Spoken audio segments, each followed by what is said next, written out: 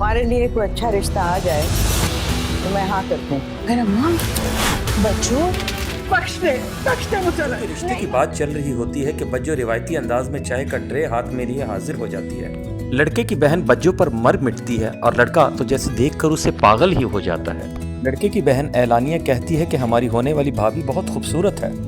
इस पर नवीन हैरान होकर लड़के की बहन से पूछती है, क्या आपको ये रिश्ता मंजूर है? लड़का मुसर्रत की तारीफें कर ही रहा होता है कि बुशरा कमरे में दाखिल होती है। लड़के वाले अपनी नज़रें मुसर्रत से हटाकर बुशरा पर जमा लेते हैं। सुहेल बात को आगे बढ़ाते हुए पूछता है, आपका शादी का क्या इरादा है, क्योंकि हमें ज़रा जल्दी है।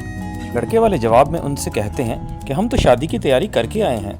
लड़के की बहन बुशरा का सर ढांपते हुए कहती है, हम तो रानी बनाकर रखेंगे अपनी बुशरा को। ये सुनकर मुसर्रत की आंखें फटी की फटी रह जाती हैं। मुसर्रत की माँ उनकी ये बात सुनकर हैरान हो जाती है और उनसे कहती है, नहीं, हम अभी बुशरा की शादी नहीं कर रहे, हमने पहले मुसर्रत की शादी करनी है। और सुहेल भी अपनी माँ की हाँ में हाँ मिलाता है। मुसर्रत का पारा 50 डिग्री को छू जाता है और वो उसी लम्हे लड़के वालों को घर से चलता कर देती है और लड़के वाले बहुत शोर मचाकर वहाँ से निकल जाते हैं।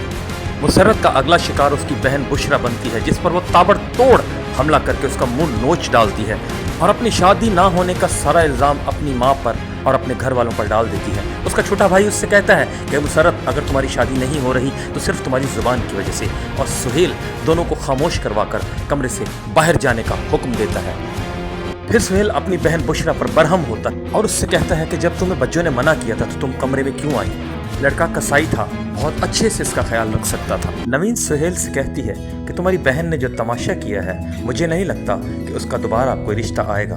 सुहेल उससे पॉजिटिव सोचने के लिए कहता है कि ऐसा ना कहे और नवीन उसे एक मशवरा देती है कि हम यहाँ से अपने माँ बाप के घर चले जाते हैं,